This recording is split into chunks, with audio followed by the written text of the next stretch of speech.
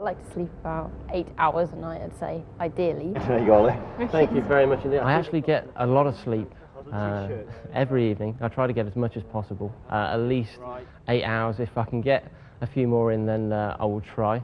Pick your sizes, Right, any me. size. I'm usually out late on a weekend, but I usually will sleep and I will stay around the house and just kind of nod off in the afternoons. And they're off, with just 59 hours, 59 minutes and 55 seconds to go. For the next 3 days, we'll continually monitor our volunteers' performance.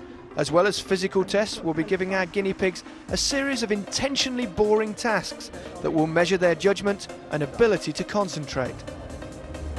As Ollie responds to this flashing light, his brain's activity is measured. The smooth lines on his EEG mean he's awake and alert. And a driving test will record the volunteer's ability to stay on the road. 60 hours is a long time, but all stimulants like tea and coffee, even chocolate, are banned from the human zoo. As the first day turns to the first night, the volunteers settle down in front of the TV. To help make sure they don't drop off, there's a security guard and a team of student minders. It's getting to about 3:30, we're getting a bit tired now, to tell you the truth, and we're trying to do things to keep ourselves going.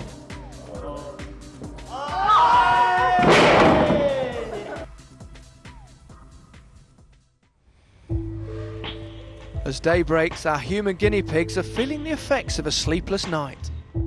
Well, the body needs to recover from the day's work, and what happens is that during part of sleep you get into very deep sleep, and this is what we think is the recuperative phase of sleep, to make the body feel good the next day. Right, well folks, you're halfway through.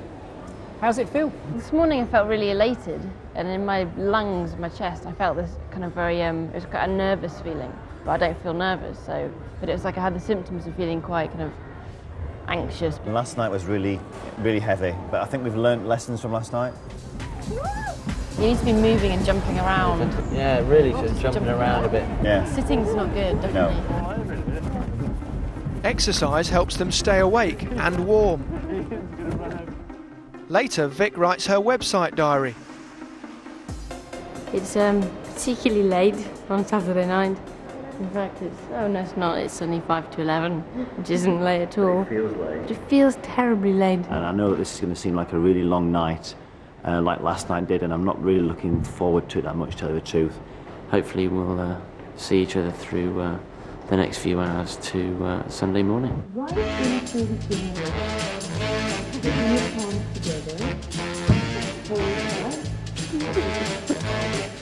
It's 4:25 in the morning. We've done some 43, nearly half hours. I'm knackered. I'm really knackered. And I'm knackered. Dawn breaks. They've now been awake for 2 days and 2 nights. Last night was absolute hell. To be quite blunt about it, it was very, very difficult. The last 4 hours, I would say especially, where we all got to the state where unless we actually stood up and walked around, We were going to fall asleep, weren't we? Just 6 hours left. Staying awake is proving extremely difficult. In the last round of tests, the volunteers are nodding off. You can see it in their brain activity. This is what we call a micro sleep. He's not only not processing the information, if something was to pop up in front of him, he wouldn't see it. He's not going to respond. And that's also reflected in the eye channels here. We've got slow rolling eye movements lasting several seconds, and that typical pattern you see as somebody begins to sort of nod off.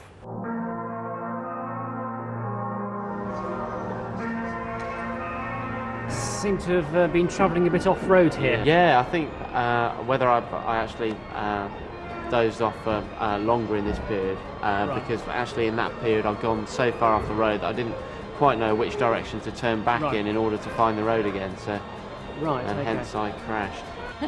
The 60 hours is nearly up, and even the thought of sleeping in the zoo is enticing. Cruel as it sounds, before we let our volunteers escape, we want to measure their recovery. 10, 9, 8, 7, 6, 5, 4, 3, 2, 1.